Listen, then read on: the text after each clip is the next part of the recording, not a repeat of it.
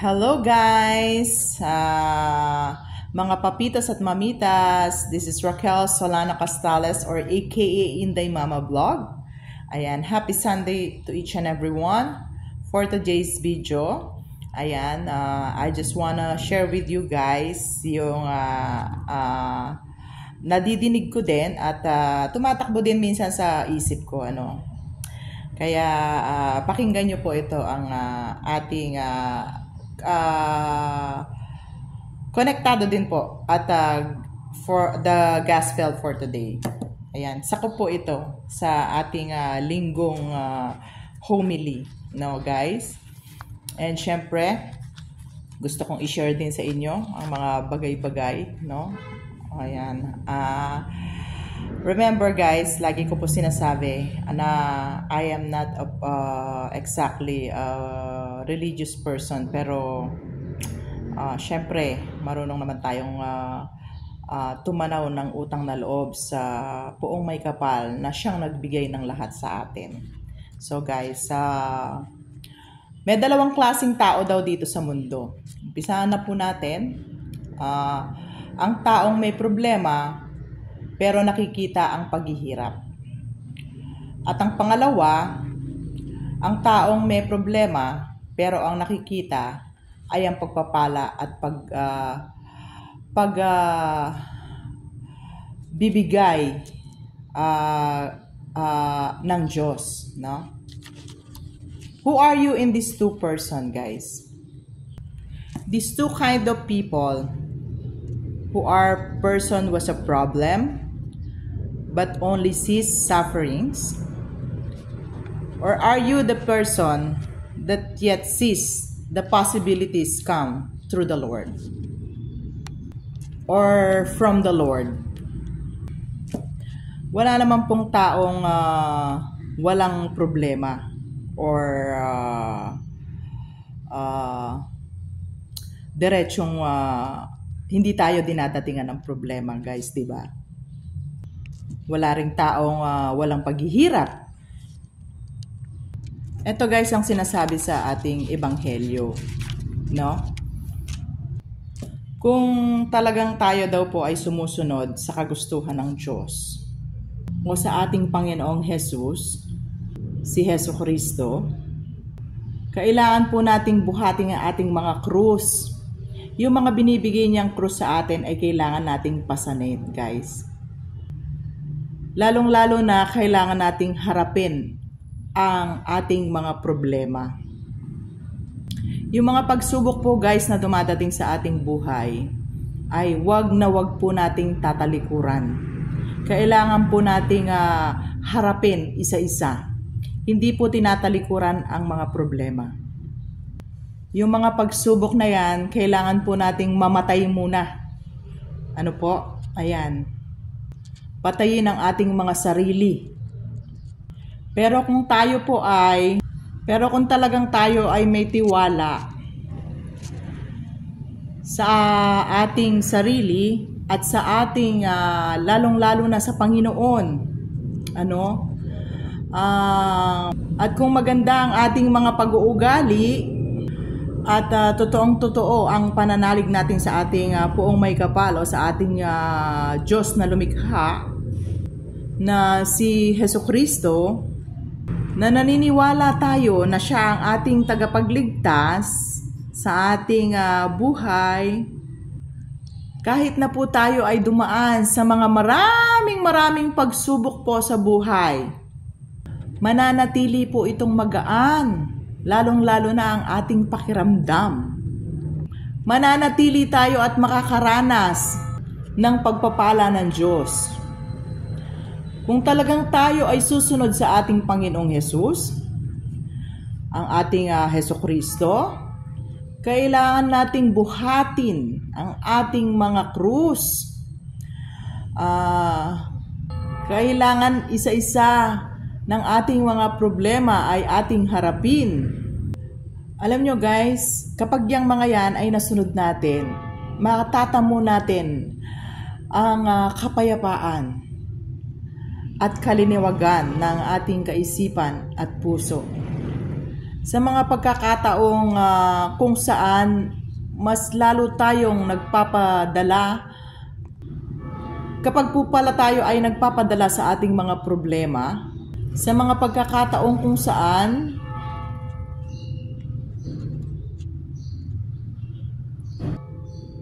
dahil sa ating mga pagsubok sa buhay at sa ating mga hinaharap sa buhay, nawawalan po tayo ng pag-asa. 'Di ba? Nawawalan po tayo ng pag-asa talaga. At rumurupok ang ating mga pananampalataya. Nagkukulang po tayo sa ating puong may kapal, no? Natatalikuran natin yung mga bagay-bagay na dapat nating harapin sa buhay at nawawala at nababawasan ang pananalig natin sa ating puong may kapal, sa ating Diyos na lumikha. Yung pag-asa ba ay nawawala sa atin dahil sa ating mga iba't ibang hinaharap sa buhay na pagsubok at mabibigat na problema sa ating mga kanya-kanyang buhay. Nakakalimutan na natin, guys, manalig sa ating puong may kapal. Ayan, di ba nga kasabihan, naririnig natin lagi ito. Kapag sobra-sobra na ang pagbagsak ng tao, saan po ba ito patungo? Kundi sa pag-angat. Kaya wag na wag po tayong susuko. Ayan, yan po ay mga pagsubok lamang na ibinibigay sa atin ng ating mahal na poong may kapal. Kasi guys, based on my experience talaga, kung minsan dala ng kabataan, di ba? Lagi tayong maraming gusto, nag-aambisyon, mga sobrang taas ng pangarap. Kala mo dahil bata tayo, kaya natin ang lahat. Meron tayong taglay na talino, kalakasan, kapangyarihan. Pero sa totoo po, lahat po ng yan ay nanggaling po sa ating Panginoon. Kung hindi po sa Kanya, wala po tayong magagawa. Lahat po yan ay utang natin sa Panginoon. Kahit gaano po tayo kaganda ngayon, kahit gaano tayo kayaman ngayon, kahit gaano tayo kataas ang posisyon ngayon, lahat po yan ay pangmundo lang. Wala po tayong matatamong kapayapaan kapag ang ating sarili lang ang ating pinaniniwalaan at ang ating Diyos. Kung hindi po tayo naniniwala na may kapangyarihan ng Panginoon na tulungan tayo sa bawat hakbang at pagsubok ng ating buhay at mga sitwasyon natin sa buhay. Kung gugustuhin po ng Panginoon na maging mahirap tayo, ay magiging mahirap tayo. Kung gusto ng Panginoon ay maging mayaman tayo, magiging mayaman tayo. Nasa sa Kanya po lahat ang desisyon dahil Siya lang po ang naglalang sa atin. Alam niya po lahat ang kahit hibla ng buhok natin ay alam niya. Kaya wag po tayong maging masyadong madunong sa buhay. Yung iba po ang sinasabi, ayan ay kung dasal ka naman ng dasal, hindi ka gumagawa. Di ba po? Naniniwala naman po ako doon sa mga salitang yon na syempre kailangan magpagal ka din. Diba? Magpapagal ka din naman kahit sa Biblia sinasabi. Nasa Diyos ang awa, nasa tao ang gawa. Ngayon, kung pareho nyo po yun, paanda rin. Hindi po tayo pababayaan ng ating puong may kapal. At wag na wag po tayong titingin sa mga mabababang tao. Lagi po natin titignan ang kung ano ang pag-uugali at kaya nilang ibigay din kahit wala po silang mga material na bagay. Alam nyo, ang talagang pinakamahal ng Panginoon ay ang mga taong talagang mahihirap at naghihirap. Wala po sa Biblia na nasasabi ang mga mayayaman. Guys, wala po. Yung mga kapatid natin na mga mayayaman, kaya po kayo binigyan ng yaman ng Panginoon, ay para ibahagi nyo po yan sa ating mga maralita. Kaming mga mararalita, hindi po ako sakop sa mga mayayaman, mga mararalitang tao. Ayan, alam ko naman po yung iba, may mga charity, may mga nagbibigay. Pero meron pa rin po talaga, hindi po lahat meron pa rin po talagang mga mayayaman na at makasarili, guys, ano. Hindi po lahat hindi lahat. Ayan. Kapag po kayo ay merong kakaunti at isinyer niyo yan sa inyong kapwa, maniwala po kayo, yan po ay titriplihin pa ng Panginoon, ibabalik po sa inyo. Pero kung kayo po ay kakaunti lang at nagdamot po kayo sa inyong kapwa, panigurado yan po ay mawawala. Maniwala po kayo. Proven and tested po. Hindi po ako mayaman na nilalang, pero nagpapasalamat ako sa Panginoon dahil lahat ng bagay, hindi man po ako perpekto, marami po akong pagkukulang at pagkakasalang nagagawa. Pero I'll make sure before I wake up in the morning, I say thank you. And humihingi po ako ng guidance, humihingi po ako ng patnubay, at humihingi po ako ng kapatawaran. Alam niyo po, minsan dahil tao lang po tayo, ayan, pero hindi naman po exemption except yung dahil tao ka lang, Pero sa totoo lang po, kung meron po tayong nagagawang pagkakamali sa buhay, papalitan po natin yan ng kabutihan, no? Yan po ay walang katumbas na ligaya at saya ng ating Panginoon kung ibabahagi po natin ang ating pinagpagalan o ang mga swerteng dumarating. Anyway, dahil lahat naman po ng swerte nating sa buhay, kahit ano po yan, talino mo, pagal mo, trabaho mo, kalakasan mo, lahat po yan ay binigay lang ng Panginoon. Ako po kasi bata pa ako, naniniwala po ako sa ganyan. Kaya kahit hindi po ako masyadong relihiyoso na laging palasimba, although nagsisimba po ako Sunday or kung First Friday, kung minsan po hindi, kung minsan nakakasimba. Pero I'll make sure, guys, hindi ko man po siguro na perfect ang 10 commandments. Pero meron naman po doon na mga nagagawa ko talaga. Kaya guys, kung ako po sa inyo, ayan, lagi ko pong ina-advise sa inyo din na parang advice na rin na maging matatag po tayo sa hamon ng buhay. Ayan, wag po tayong padadala sa anumang nakikita natin o nadidinig natin sa ating paligid, kung hindi ang paniwalaan po natin ang ating sarili at ang ating pananalig sa Diyos. At magtiwala po tayo sa Panginoon na hindi po tayo niya pababayaan.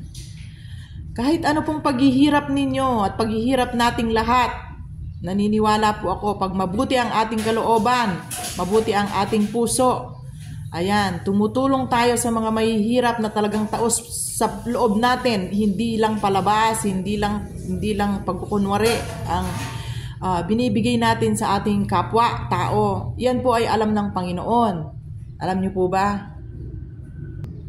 Kasi nakakalungkot man pong isipin, marami pong mga tao sa ngayon, hindi po lahat, quote and quote, hindi po lahat nagbibigay, tumutulong para lang pang sariling kapakanan. Kung magbibigay, gusto may kapalit. Triple ang kapalit pa na kukunin kapag ikaw ay tumulong. Lahat po yan, hindi natin madadala, guys. Wala tayong madadala kung hindi ang ating puso lang sa ating paglisan dito sa mundo. Maniwala po kayo. Yan ay lahat ng yan ay mga palamuti lamang sa buhay, like yung mga material things, car, house, dresses, bags, or anything in a material thing. That's nothing pag tayo po ay humarap sa Panginoon. Alam niyo po ba? Pagharap natin sa Panginoon, Mailan-ilan lang ang tatanungin niya sa atin. Kung meron po dito hustisya sa ibaba, mas lalong sigurado akong may hustisya sa itaas. Ano po? At ang itatanong niya lang po sa atin ay, ano ang ginawa mo sa kapwa mo nung ikaw ay binigyan ko ng buhay sa ibaba? Nilikha kita. Pinakain mo bang nagugutom? Tinulungan mo ba ang karamihan ng mga nangangailangan? Yung talagang nangangailangan? Binihisan mo ba ang lubas? Pinasyalan mo ba o pinagdasal mo lahat ng mga may sakit na kapwa mo tao? Mga namatay na ating mga mahal sa buhay, pinagdasal mo ba? Or kahit hindi mo po kalaman o kadugo, makita mo sa kalsada ay ipagdasal mo. Ito po, kasi yang mga yan, sila po ang tutulong sa atin. Lahat ng mga pinagdadasal natin na kapwa nating tao na mapanaw. Naniniwala po ako, kahit hindi nyo po kilala, lahat po ng mga namatay na pinagdadasal ninyo ay sa ating pagpanaw o paglisan dito sa mundo, sila po ang makakatulong sa atin na magdasal doon. Para agad-agad po tayong iahon sa purgatorio o kung saan man po tayo mapadpad dahil sa mga nagawa natin dito sa mundo. Ayan po, sigurado naman po ako na may punishment. Ano po? Kung meron po tayong punishment, kung tayo pong mga magulang nagpa-punishment sa ating mga mahal sa buhay ng mga anak, mga kung sino mang pinapunishment natin, sigurado pong may punishment doon. At yan po ang makakatulong sa atin na mapadali ang pagpapatawad sa atin ng poong may kapal sa ating mga nagawang pagkakasala at pagkukulang dito sa mundo. Ayan, hanggang dito muna po ang sharing ko for today. Happy Sunday po sa lahat at pagpalain po nawa tayo ng ating poong may kapal at gabayan po kayo lahat ng mga sakit, may mga problema, may mga pagsubok, kaya po natin yan. Basta nasa likod po natin ang ating Panginoon. At lagi pong nasa center natin si God. No? Huwag po kayong matakot. Kahit wala na pong laman ng bulsa ninyo, paniwalaan nyo ako. Meron at merong darating sa inyo. Hindi po kayo pababayaan ng Panginoon. At huwag na huwag po. Kakaiba po ang advice ko ha. Ngayon, kung yung iba, mauubusan ka pag ikaw ang nagbigay ng nagbigay. Sa akin po hindi. Bakit? Naniniwala po akong hindi ako pababayaan ng poong may kapal hanggang sa ako'y pumanaw. Dahil ang puso ko ay pusong pangmasa. Maraming salamat po sa inyong lahat. Ayan, hanggang sa muli po. God bless po sa lahat at happy Sunday. Ayan, gabayan na po nawa lahat tayo ng poong may kapal sa ating paglalakbay dito sa mundo. Maraming salamat po. I love you all. See you on my next vlog.